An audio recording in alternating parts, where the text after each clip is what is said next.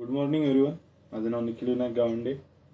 आपण आपला जो मागील पार्ट होता तोच आपण आता कंटिन्यू करणार आहोत. क्लास 6 विषय इतिहास आणि उपघटक आपला भारताची भौगोलिक जी 6 वैशिष्ट्ये होती त्यापैकी एक आपण हिमालय, जे की नॉर्थ साईडला आहे, ते आपण बघितलं होतं. त्याची माहिती आपण पूर्वीच्या लेक्चरमध्ये घेतली होती. या धड्याचं नाव आहे भारतीय उपखंड आणि इतिहास. सो आपण पुढे जाऊया.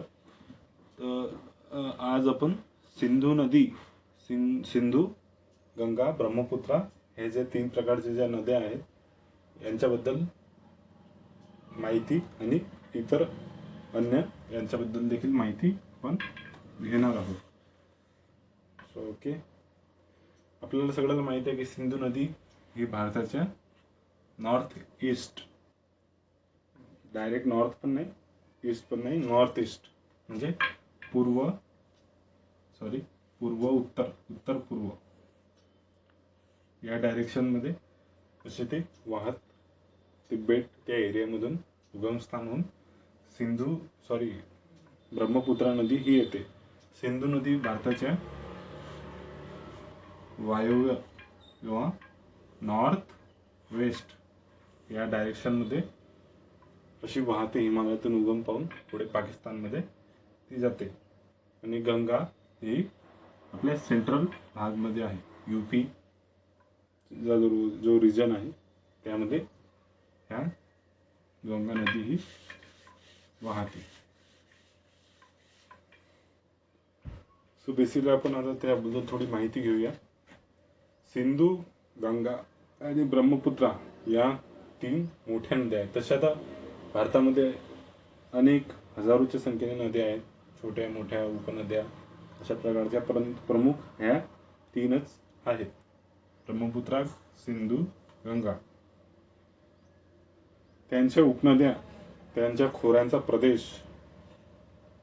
प्रदेश म्हणजे जे अशी नदी वाहते त्यांच्या आजूबाजूचा जो प्रदेश आहे याला आपण खोऱ्याचा प्रदेश असं म्हणतो. कारण की इथे डोंगरातून जो गाळ वाहून आलेला असते, जो पिकासाठी अतिशय सुपीक असा मानला जातो, तो ही नदी घेऊन येते. त्यामुळे हा जो प्रदेश आहे अतिशय शेतीसाठी उपयुक्त असा ठरतो.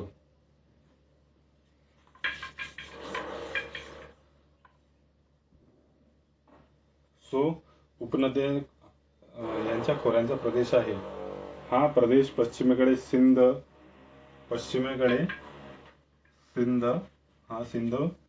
आणि पंजाब हा भारतामध्ये देखील आहे आणि एक पंजाब पाकिस्तानमध्ये देखील आहे.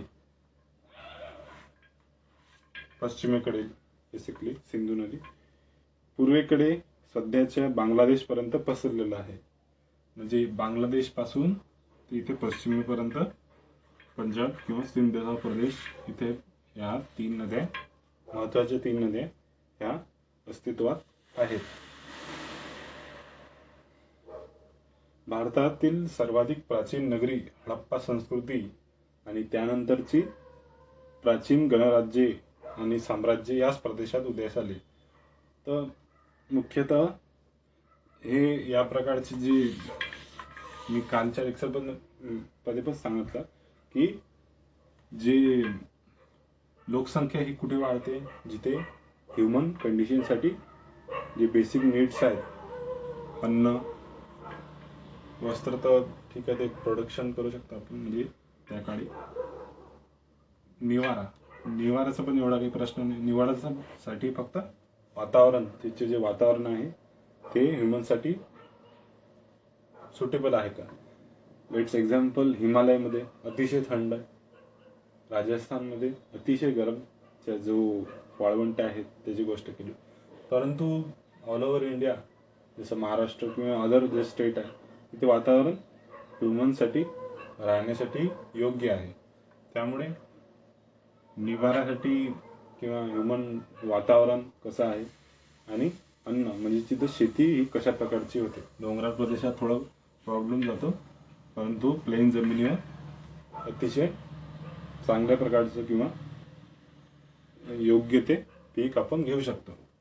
त्यामुळेच हे जे प्राचीन आपले एन्शंट जे सिव्हिलायझेशन होत्या किंवा प्राचीन जे संस्कृत्या उदयास आल्या होत्या, आता हे हडप्पा जे संस्कृती आहे, हा सध्याचा जो भारत आहे, हिमालय किंवा काश्मीर, जम्मू याच्या नॉर्थ या वेस्ट साईडला, पश्चिमेला पाकिस्तानमध्ये जे सध्याच्या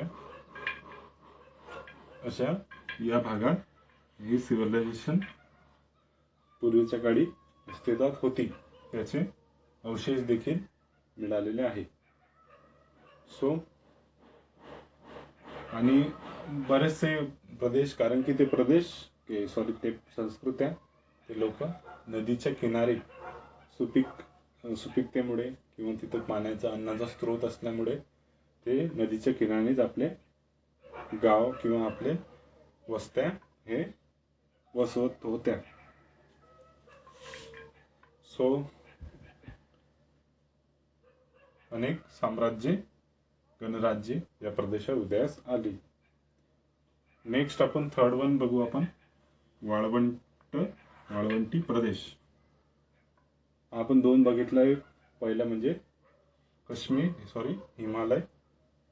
सेकंड वन इज 3 महत्वाच्या नद्या, ब्रह्मपुत्रा, सिंधू आणि गंगा. थर्ड वन इज थरचे वाळवंट. थरचे वाळवंट राजस्थान, गुजरात आणि हरियाणा. आता हे राज्य कुठे आहे आपण ते पाहून घेऊ मॅपचे किंवा डायग्रामच्या आधारे. असं आपण नॉर्थ साईडला भारत म्हटलं तर नॉर्थ ईस्ट किंवा वायव्य या भागात इथे पंजाब हरियाणाचा प्रदेश आहे, पण हरियाणाचा काही भाग, त्यानंतर राजस्थान आणि इथे गुजरातचा काही भाग, ज्याला कच्छचे रेगिस्तान किंवा रन ऑफ कच्छ असे देखील म्हणतात. जास्त भाग हा राजस्थानमध्ये आहे वाळवंटाचा. त्यानंतर हरियाणामध्ये आहे थोडासा भाग. त्यानंतर राजस्थानमध्ये जास्त आहे, भरपूर प्रमाणात. आणि त्यानंतर गुजरातचा देखील काही भाग तो वाळवंटाने व्यापलेला आहे. त्याचा काही भाग आजही पाकिस्तानातही आहे. आता हे जे राजस्थान आहे याची हे बॉर्डरला आपल्याला पाकिस्तान ही कंट्री लागते, त्यामुळे हा वाळवंट पाकिस्तानात देखील आहे. उत्तरेला सतलज नदी, पूर्वेला अरवली पर्वताच्या रांगा, दक्षिणेला कच्छचे रंग आणि पश्चिमेला सिंधू नदी. सो बेसिकली हे जे वाळवंट आहे हा एक सलग असा एक प्रदेश किंवा सलग एक असा पट्टा त्यांनी व्यापलेला आहे वायव्य साईडला. लेट सपोज असा, आणि इथे पण थोडा. हा पूर्ण भारतापैकी आपला भारत, यापैकी काही भाग हा वाळवंटाने व्यापलेला आहे. तर हरियाणा, राजस्थान, हरियाणा, गुजरात. तर याचा आपण एक बेसिक ओव्हरव्ह्यू घेतला की कोणत्या दिशेने काय आहे, तर एक्झॅक्ट लोकेशन आपल्याला माहित पडेल. तो उत्तरेला हे जे हिमालयातून जी नदी वाहते, सतलज नदी, तिच्यावर पण डॅम बांधण्याची एक न्यूज होती मनामध्ये.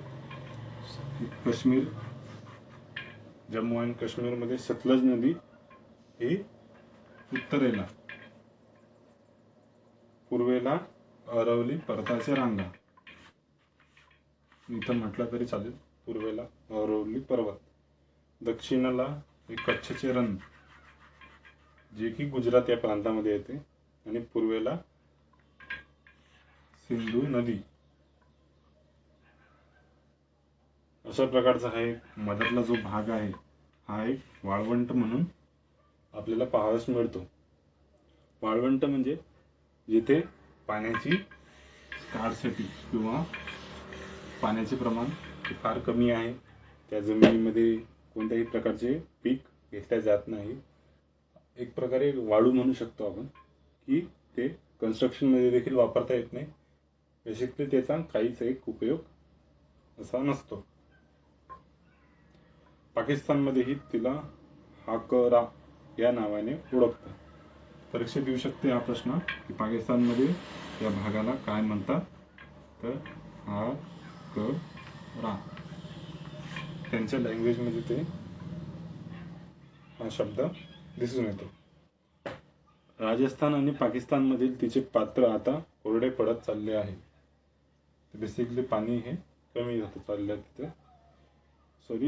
हिमाचल प्रदेशात उगम पावणारी घग्गर नावाची नदी थरच्या वाळवंटात पोहोचते. आता हिमाचल प्रदेश म्हटलं तर दिल्ली, इथे काश्मीर आणि इथे हिमाचल प्रदेश, इथून जे नदी उगम पाहते ते या प्रदेशात येते. पण हळूहळू हिचे पात्र आता कोरडे पडत चालले आहे, तर पाण्याची कमी होत आहे. त्या कोरड्या पात्राच्या प्रदेशात हडप्पा संस्कृतीची अनेक स्थळे विखुरलेली आहे. या पात्रामध्ये जसे जसे हे कोरडे होत चालले आहेत त्यामुळे जे अवशेष आहे सिंधू संस्कृतीचे ते आपल्याला दिसावयास मिळतात. So let's go on to next topic, that is दख्खनचे पठार. एक बाजूस पूर्व किनारा, दुसऱ्या बाजूस पश्चिम किनारा यामधील असलेला भूप्रदेश दक्षिणेला निमुळता होत जातो. बेसिकली एक सिंपल डेफिनेशन दिलेली आहे की दख्खनचे पठार आपण कोणाला म्हणायचे किंवा कोणत्या प्रदेशाला म्हणायचे. बेसिकली असा एक डायमंड शेप आपला हा दक्षिण भारत आणि पूर्वेला, पश्चिमेला आणि हा जो निमुळता होणारा जो प्रदेश आहे, जे कमी कमी कमी कमी होत चालला हा जो प्रदेश आहे, तर याच्यामध्ये जो प्रदेश येतो गुजरात पासून इथे बेंगाल पर्यंत, ओडिसा बेंगाल, तर या प्रदेशाला आपण काय म्हणतो, दख्खनचे पठार. खूप सोपी आहे सर, दख्खन पठार, दख्खनचे पठार. इथे आपण कालच्या प्रमाणे सांगितलं असं हिंदी महासागर, इथे अरबी समुद्र, अरेबियन सी, इथे हिंदी महासागर,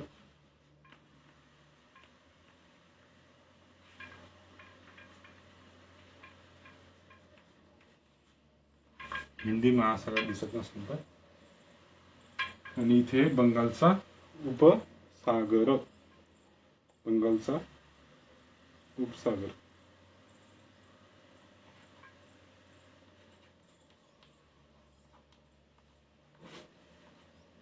थोडी स्पीड जास्त होता, पण कंप्लीट करावं लागेल. बंगालचा उपसागर या तीनही पाण्याने जो समुद्राच्या पाण्याने जो वेढलेला प्रदेश आहे त्याला आपण दख्खनचे पठार असे म्हणतो. तिन्ही बाजूने पाण्याने वेढलेला हा भूभाग समुद्रात घुसलेल्या एखाद्या त्रिकोणी सुडक्यासारखा दिसतो. म्हणजे कसा टोकदार असं जे पाण्यामध्ये घुसलेलं आहे, असं एक उपमा दिलेली आहे. अशा भूप्रदेशात द्विकल्प असं म्हणतात की दोन्ही बाजूने समुद्र आहे, तर याला द्विकल्प असे म्हणतात. असे जे भागाला द्विकल्प असे म्हणतात. भारतीय द्वीपकल्पाचा बहुतांश भाग दख्खनच्या पठाराने व्यापलेला आहे. बेसिकली आता इथे सोडलं तर हा जो उत्तर प्रदेश आहे किंवा उत्तर भारत आहे, त्यापैकी भारतापैकी मॅक्झिमम भाग हा दख्खनच्या पठाराने व्यापलेला आहे. दख्खनच्या पठाराच्या उत्तरेला सातपुडा जे महाराष्ट्रामध्ये आहे आणि MP मध्ये किंवा गुजरातमध्ये पण थोडा भाग त्याचा आहे, आणि विंध्य पर्वताच्या रांगा पसरलेला आहे. त्याच्या पश्चिमेला सह्याद्री पश्चिम, इथे सह्याद्रीच्या रांगा आहेत. पर्वतरांगा, त्याला पश्चिम घाट, सह्याद्रीला एक पश्चिम घाट देखील म्हणतात.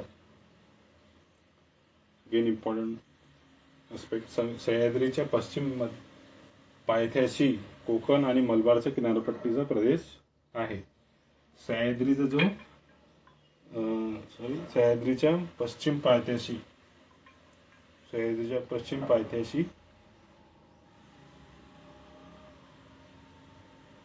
कोकण आणि मलबारच्या किनारपट्टीचा प्रदेश आहे. हा मलबार आणि इथे कोकण. तर पश्चिम पायथ्याशी हा जो एक प्रदेश आहे त्याला एक डिफरंट नाव दिलेलं आहे. दख्खनच्या पठाराच्या पूर्वेकडील डोंगरांना, या पूर्वेकडील जे डोंगर आहेत इथे काही प्रमाणात याला पूर्व घाट असे म्हणतात, त्याला पश्चिम घाट असे म्हणतात. पूर्व आणि पश्चिम असे म्हटले जाते. या पठारातील जमीन सुपीक असून तिथे हडप्पा संस्कृतीच्या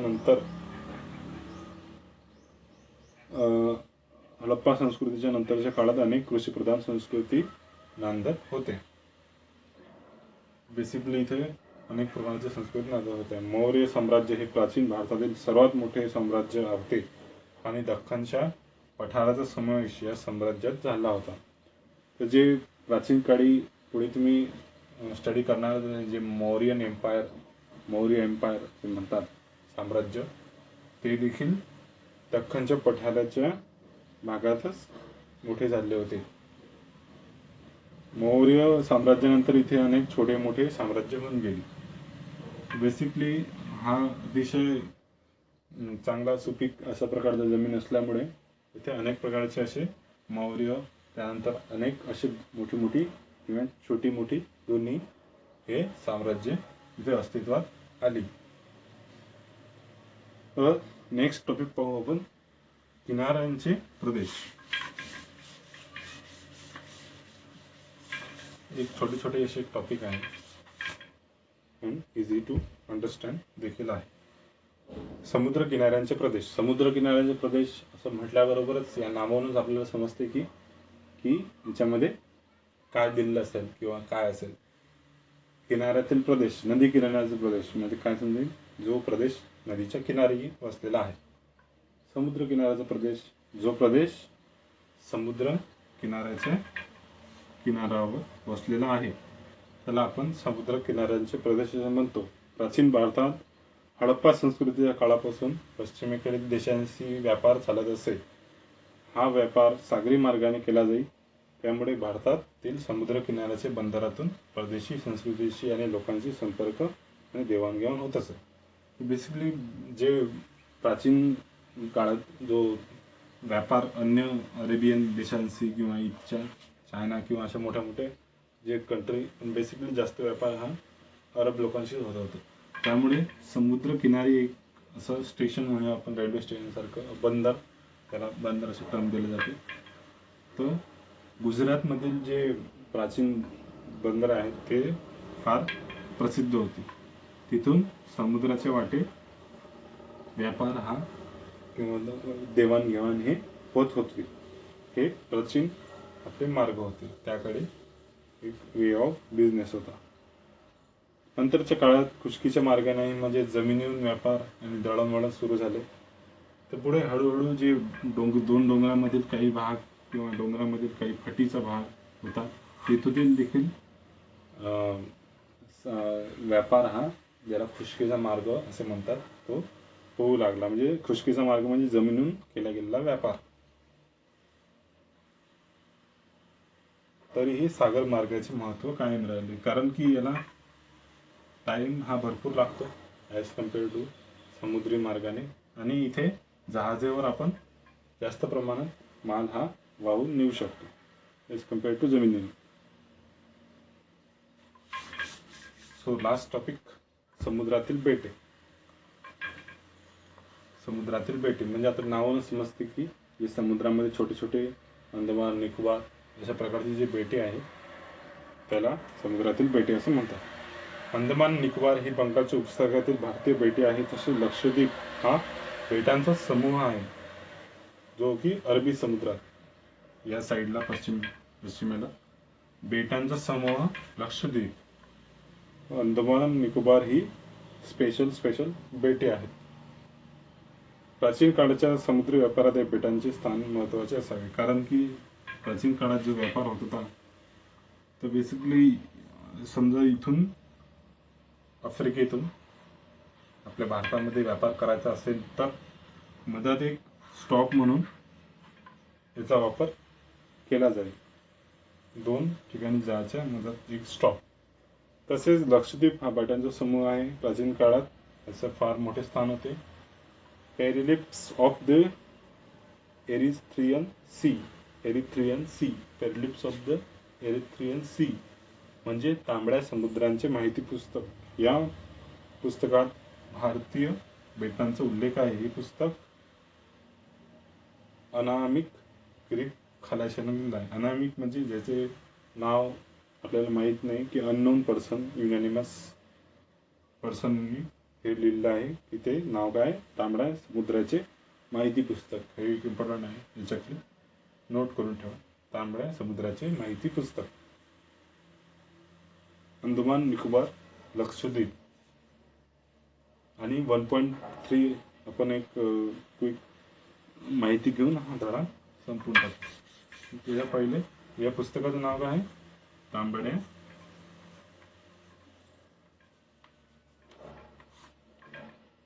समुद्राची माहिती.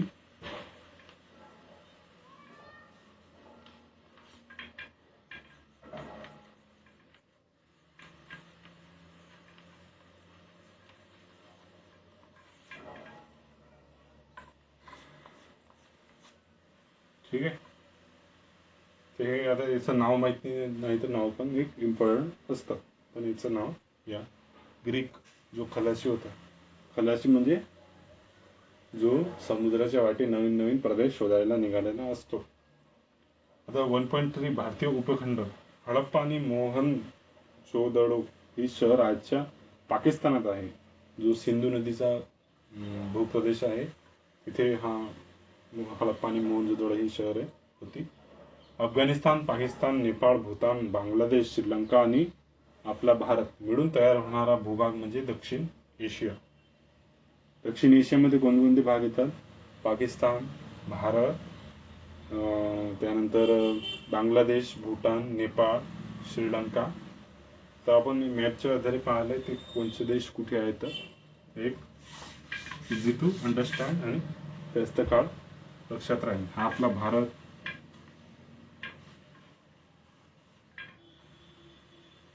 इथे नेपाळ, इथे बांगलादेश, बांगलादेशच्या इथे भूतान, पाकिस्तान, इथे अफगाणिस्तान. आपण बेसिकली असं छोटे छोटे असं डायग्रामच्या थ्रू एक्झॅक्टली परफेक्ट कुठं आहे असं माहीत नसलं तरी एक आपण एक अंदाज बांधू शकतो. आणि साऊथला श्रीलंका, भूतान, नेपाळ, बांगलादेश, पाकिस्तान, अफगाणिस्तान, श्रीलंका आणि आपला इंडिया. हा एक, याला आपण दक्षिण एशिया म्हणतो, साऊथ एशिया असं म्हणतो, या नावाने ओळखला जातो. याच भूभागातील भारत देशाचा विस्तार आणि महत्व लक्षात घेऊन या प्रदेशाला भारतीय उपखंड असेही म्हणतात. याला बेसिकली या पूर्ण भागाला काय म्हणतात? साऊथ एशिया किंवा दक्षिण आशिया. आशिया तसा फार मोठा आहे. त्यामध्ये जपान, ऑस्ट्रेलिया अशा प्रकारचे बरेच देश येतात, चायना. परंतु हा साऊथ किंवा दक्षिणेकडे असल्यामुळे याला दक्षिण एशिया असे म्हणतात. आशिया. व अजून एक याला नाव आहे ते म्हणजे सेकंड नाव आहे भारतीय उपखंड किंवा भारत हा सर्वात मोठा या कम्पेअर टू सगळ्यात मोठा देश असल्यामुळे एक भारतीय उपखंड असं नाव देतात. भारतीय उपखंड. ओके. हडप्पा संस्कृतीचा विस्तार प्रामुख्याने भारतीय उपखंडाच्या वायव्य भागात. हडप्पा जे मोहनजोदडो जी संस्कृती होती ते नॉर्थ वेस्ट, उत्तर पश्चिम या भागात, म्हणजे त्यालाच वायव्य या भागात याचा विस्तार झालेला होता.